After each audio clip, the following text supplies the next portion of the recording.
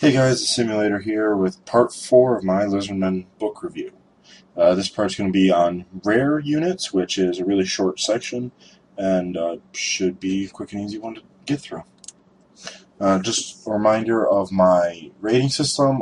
5 is basically an auto-include, down to 4 being something really, really good that you should usually be taking.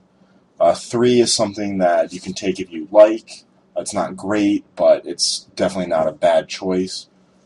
2 is something that is either really bad or is severely outclassed by something else that does the same role.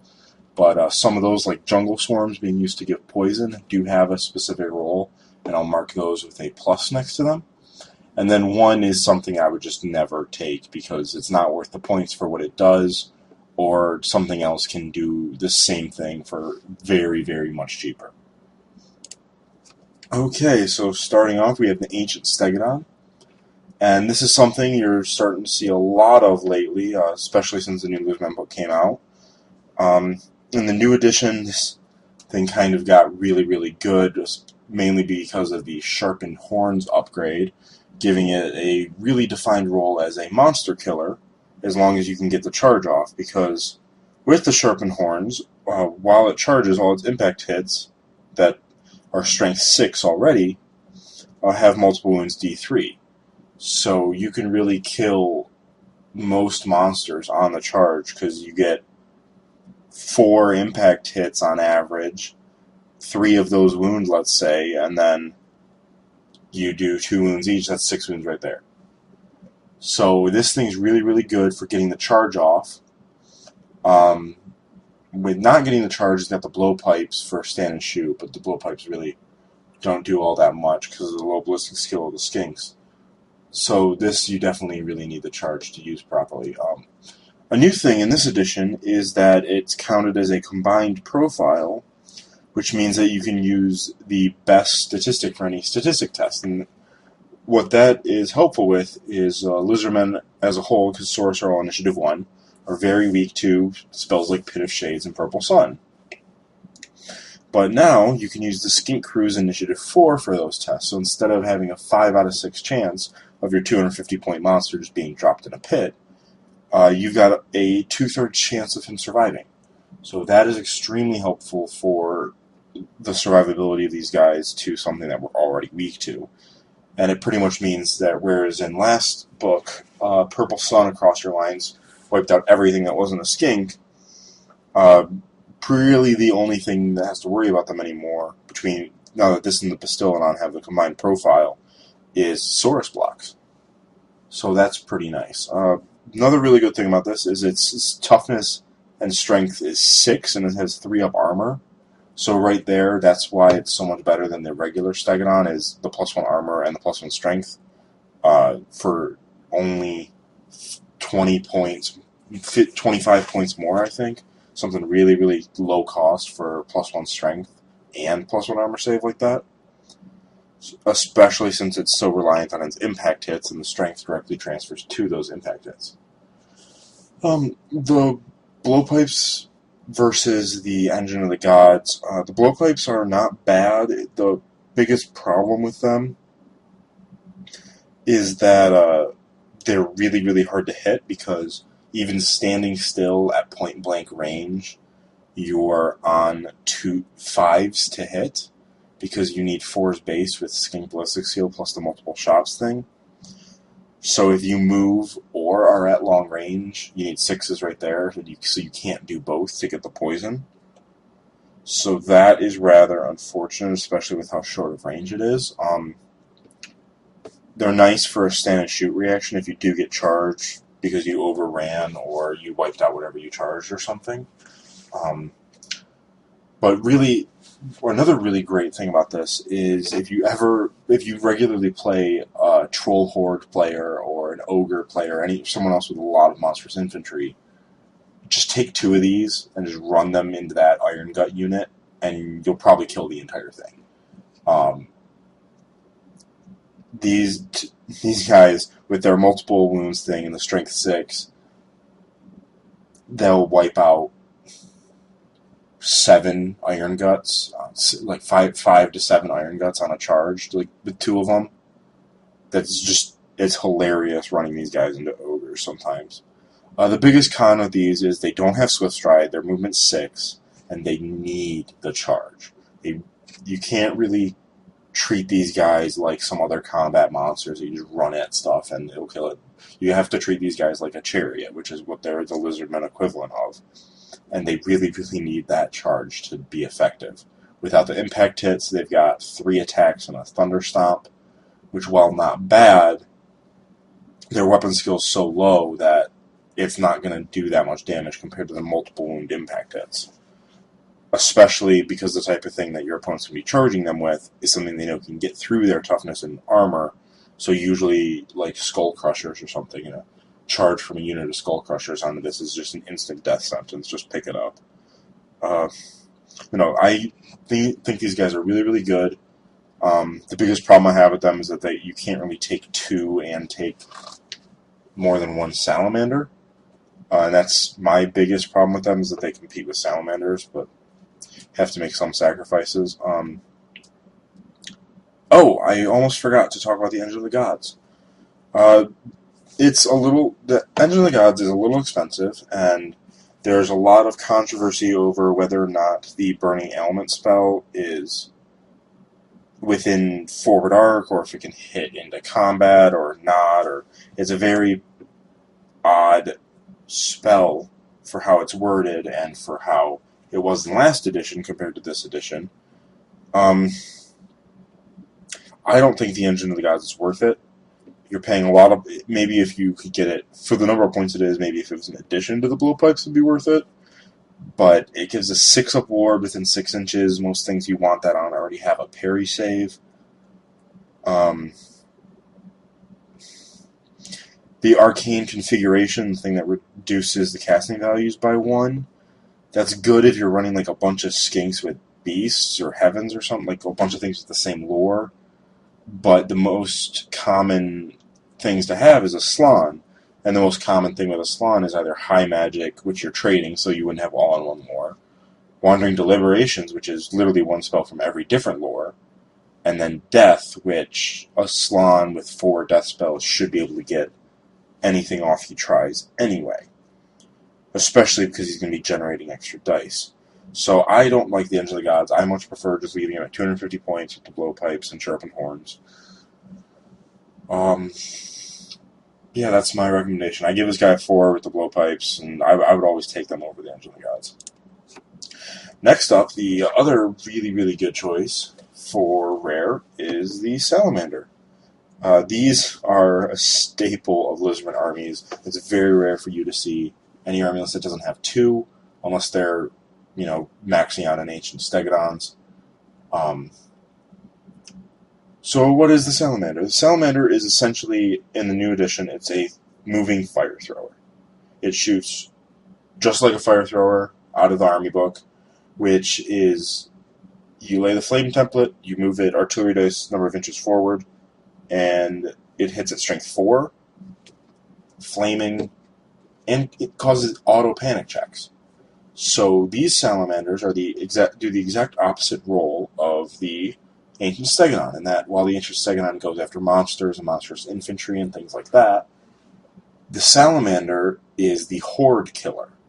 That flame template, and you talk to most Lizardmen players, they'll all tell you the same thing. The Salamander does one of 2 things when you roll that artillery dice.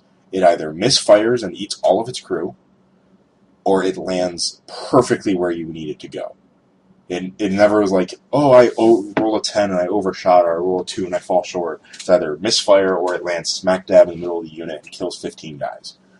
The strength 4 on this thing is outstanding. It's got movement 6 and skirmishing, so it can move and fire, which is really, really nice. It can't march and fire anymore, but that was a little overpowered anyway. It has a 5-up armor and the handler thing, which is basically a 5-up ward save. So that's really, really nice. To give it a lot of survivability, it's really hard to shoot off because on a 5-up, you just kill a little skink handler that doesn't matter anyway. The auto panic check is great against things like Skaven and goblins and pretty much any horde army that has low leadership. Even Empire Halberdiers, this thing would just eat the whole unit. Shooting one Salamander blast into a unit, into a horde that has low leadership could kill the entire horde. I've never had a game where my Salamanders did not make their points back, because they're pretty cheap at only 80 points, and I mean, even if you don't have any good targets from the shoot, even if there's no big horde infantry unit, just charge them into something. I mean, they've got 2 attacks at strength 5 plus a stomp, and they're initiative 4, so just charge them into something. There's 5 up, 5 up. They're not bad in combat. They kind of fill the same role as, like, Saber Tusks almost in combat. So, just a little cheap, tiny, maneuverable thing to get in there. The trick I've found with these guys is to put them 9 inches away from any unit that you're fighting at. Because at 9 inches away, that is the, like, optimal distance for the template to land on them, because it's impossible for the template to miss the unit if you don't misfire. And yeah, just put it 9 inches. If it's a horde, try and get it on its flank. If it's a bus, just park right in front of it, fire, and then use the Salamander as a redirector. Because, I mean, they're even cheap enough to be used as redirectors, which is really nice. These might be the most utility unit in the book, with it being the Horde Killer, the Auto Panic Check, the redirecting, the little Mage and War Machine hunting that they can do. I really love Salamanders. Oftentimes, if I'm not taking an Ancient Stegadon, I will run 2 units of 2 and just run 4 Salamanders around. The problems with Salamanders is, well, for one, that 4 Salamander thing that I do, that's a little bit overkill. Most people run 2. I just happen to play Skaven and Orcs and Goblins as my 2 most common enemies, so I fight a lot of hordes, and Salamanders are much more worth it for me. But still, the big problem with them is they got leadership 5, and they have that misfire. So with leadership 5, even with cold-blooded, especially because of where these guys are going to be, because you want them up, shooting as soon as possible, and you want them moving max distance every turn, they're going to be away from your Slann. They're going to be, if they're anywhere near your Slann, you're either putting your Slann way too far forward, or you're holding your Salamanders back way too far. So if they ever have to flee for any reason, like if they get charged by something and you want them to survive, the odds of them rallying are slim. One trick that I've found is to keep any unit that has line of sight on them, keep them between it and your Slann, so that if it does have to flee from a charge that you want to keep them, they flee into your Slann's leadership bubble. That's the most reliable way I've found to keep them around, is just kind of aim their flee arc. The other problem is the misfiring will happen quite often, and if they do, none of them are really... The stupidity one is probably the worst, because without the handlers, they're only leadership 4. But the immobile thing, as long as it doesn't happen first turn, that's not bad. And the frenzied thing, okay, now I've got a 3-attack Saber Tusk running around. That's fine. So yeah, I gave Salamanders a 4 simply because of their low leadership. But if their leadership was higher, I would just max out rare with them in every list and just burn all the infantry to the ground. I really, really like them, if you can't tell. And moving away from the Salamander and the Ancient Stag, we come to the last 2 units in the book. And holy crap, this is not a good section to be in. There's a lot of people that swear by Razordons. They're like these amazing raid directors. They can do all this shooting. They're so cheap. They're only 65 points. You know what else is basically 65 points? A squad of 10 skink skirmishers, which gets more shots for poison and have better range, because... No, I take that back. They don't have better range. But they're just better. Like, Skink Skirmishers with a Javelin and Shield is 70 points versus his 65. They both fulfill the same role, being little redirecting with shooting. So those are the two things you want to directly compare with. Between the two, the Razordon could hold up in combat better, clearly because it's strength 4. They have the same armor save. The Razordon has that ward save thing with the handlers, but the whole Razordon pack is 5 wounds, and the Skink skirmishing unit is 10 wounds. This is tougher, but again, that one has 10 wounds. And this one shoots an artillery dice number of strength 4 shots, whereas the Skink skirmishing unit can shoot 10 poison shots always. Yeah, they're only strength 3, but they're also poisoned. So the only thing that matters for is armor. But strength 4 isn't enough to really deal with armor anyway. So who cares about that? Oh, and I'm sorry, they actually have the same effective range, because while the Razordon can shoot 18 inches, it can only move 6 and shoot, whereas skirmishers can move 12 and then shoot 12. So they both have a 24-inch threat range. A lot of people say take 2 units of 2, put them on your flanks, and no one will charge them because they're scared of the stand and shoot. There's literally no combat unit in any of the 3 armies that I play I would not charge into Razordons, because all they get to do on the stand and shoot, in the old edition they rolled 2 artillery dice, and that was terrifying. But now they just re-roll the artillery dice. So you might get a little bit better on that. So now they're closer to the 10 shots that the Skinks already get. And on top of that, Razordons compete with Salamanders and Ancient Stegs in Rare, whereas the Skinks fill your core requirement. I just don't see any reason to ever take Razordons over a pack of Skinks. They're just better for everything you want them to be doing. Except maybe mage hunting, but charge a Salamander in, or one of your cowboys or something for that. You don't need Razordons for anything. Any role that they can fill, someone else can do it for the same price and better. So I gave them a 1 because I would never take them in a million years. I almost bought some of them in this last book to use them for the just wall of don't charge me with the 2 artillery dice, and I never got around to it, and I'm really, really glad I never got around to it. Yeah, I'm not a fan of Razordons. Next up, we have the really, really, really disappointing unit of the new book, because this is one of our 3 new units, and this thing's model is just gorgeous. Like, it's just this giant snake, blind dinosaur thing that is just outstanding.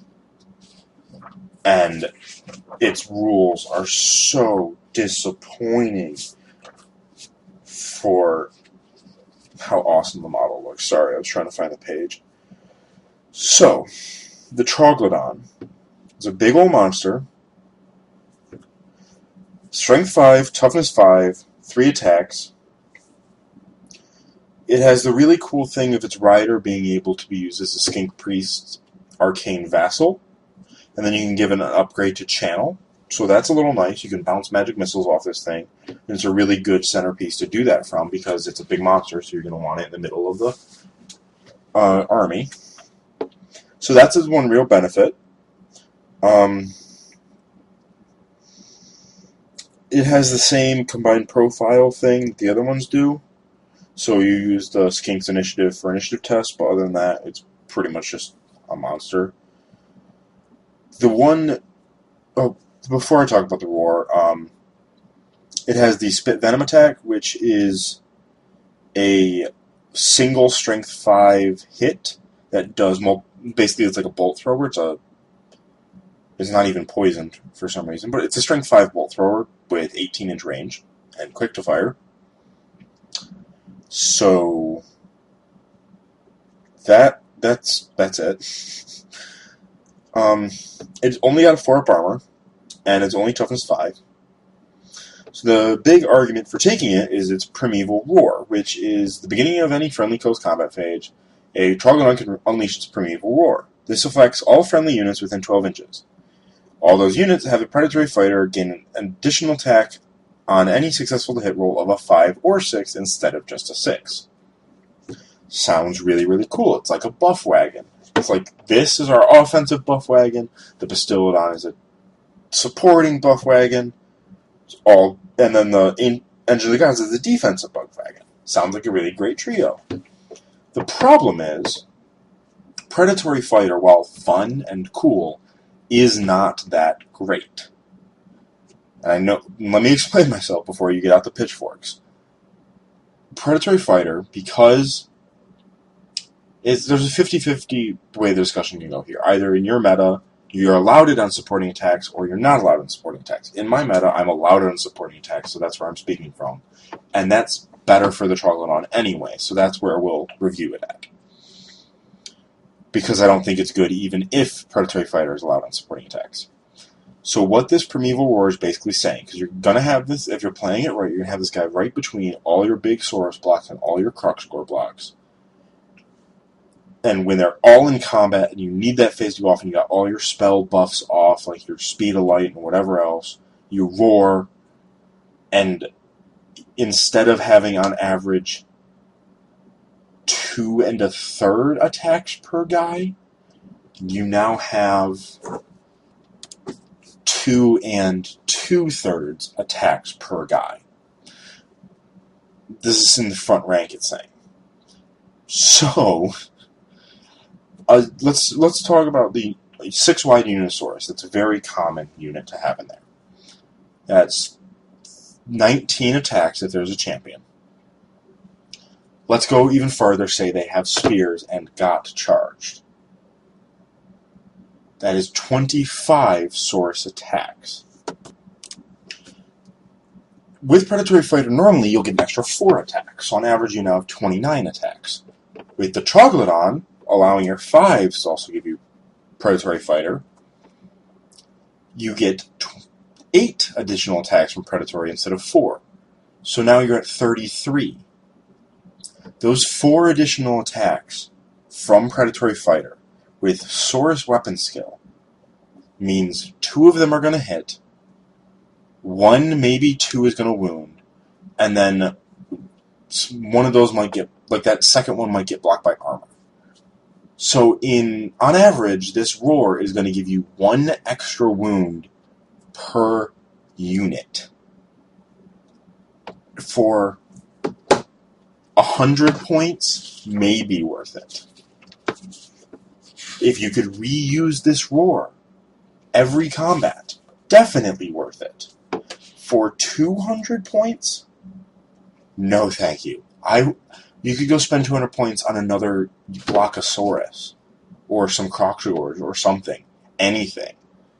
You might say, oh, well, it can do that, and it's decent in combat. Here's the thing, with Toughness 5, Strength 5, 3 attacks, that weapon skill 3 and a 4 of armor, that profile sounds really, really familiar. That profile is the same profile as the basic Stegadon, -1 toughness, -1 attack. When you get charged, so you don't have the impact hits. And it's basically the same number of points. So, when the basic Stegadon, which we've said is worse than the ancient Stegadon, is better when it's at its worst than this in combat, why on earth would you ever take this? If you want this for combat, take literally anything else in the book pretty much, and it's better at combat than this. It has the same stat line as something that we said its stat line is not good enough and it needs to get the charge off for impact hits. But this thing doesn't have impact hits. If you take this, you want it for the model.